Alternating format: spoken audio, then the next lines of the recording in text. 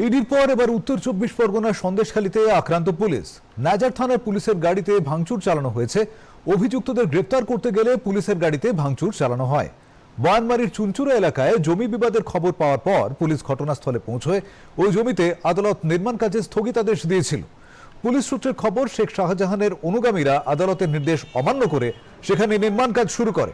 পুলিশের গাড়ি গ্রামে পৌঁছতেই শুরু হয় পাথর ছোঁড়া। পরে অতিরিক্ত পুলিশ বাহিনী ঘটনাস্থলে পৌঁছে পরিস্থিতি নিয়ন্ত্রণে আনে। এই ঘটনায় এখনো পর্যন্ত মোট 9 জনকে গ্রেপ্তার করেছে পুলিশ।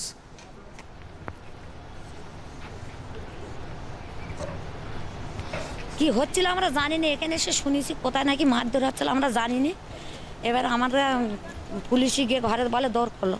এবার দৌড় খুলেছি, দৌড় খুলে এবার বলতেছে বাড়িতে কে আছে? আমি কেউ নেই, আমার ছেলে আছে। তাহলে তোমার ছেলের নাম কি? আমি আমার ছেলের নাম ছামাদ জমাদার। তা বলে কই তুই? এবার ঘরের কোলে গিয়ে তুলে নিয়েছে, তুলে এনে বলে এবার গাড়িতে তুলে আমার কিসের জন্য তুলে যাচ্ছ? তাহলে এখান থেকে যাবে নাকি? না তো একদম গলা ধরে গাড়ির কোলে ঢুকে দেবো একদম।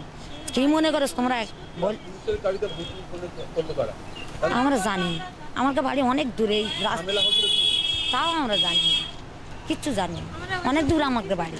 কি হয়েছে আমরা তখন জানি না। চিল্লা আমরা জানি গাড়ি পাল্টি খেয়েছে না অ্যাক্সিডেন্ট হয়েছে। আর ওই আমরা ছুটে গিয়ে দেখি যে তখন এই পুলিশে ওই ওই ওই একজন আগা ঘরের জানলা টালা ভাঙতেছে, দরজা খুলতেছে। আমরা এই পুলিশ দেখে তখন আমরা বাড়ি চলে এসেছিল। আর ওই বাড়ি চলে এসেছি, তার আমরা দেখতে পেয়েছি পুলিশ বলে এই দাঁড়াও। তা আমরা দাঁড়িয়ে গেছি। আর এসে আমার দুটো ছেলের ধরেছে, আমার স্বামীর ধরেছে, আমার জামারও ধরেছে। আর আমার বললে এ মেয়েজনার লাভ, তার একজনা বললে মহিলার লিস্ট নেই বলে আমার রেখে দিই। কী জন্য ধরেছে এখনও পর্যন্ত আমরা জানি না। কোথায় কখন পুলিশের গাড়ি ভেঙেছে না ভেঙেছে আমরা কিচ্ছু জানি না, সত্যি কথা। কিন্তু ওখানে সিসি ক্যামেরা চেক করলি আমার বাড়িতে লোক ওখানে দ্বিতীয়বার আর গেল কি ওই 1:30টার সময় গেছে, ওই সিসি ক্যামেরা এইটি দেখা। কি জানি কি হয়েছে, আমি সঠিক জানি না, বলতে পারবো না। ওরা শুনলাম বলে পুলিশ মারধর হয়েছে ওখানে। তো সে পুলিশ মারধর হয়েছে, কিন্তু আমার শালা তো একদম নির্দোষ, ও তো কোনো ঝামেলায় যায় না। শালা ভাঁটাই ছিল, কালকে সন্ধ্যেবেলায় এফআইআরে যাবে বলে কাল রাত্রিবেলা বাড়িতে এসছে, বাড়িতে এসে শুয়ে রয়েছে।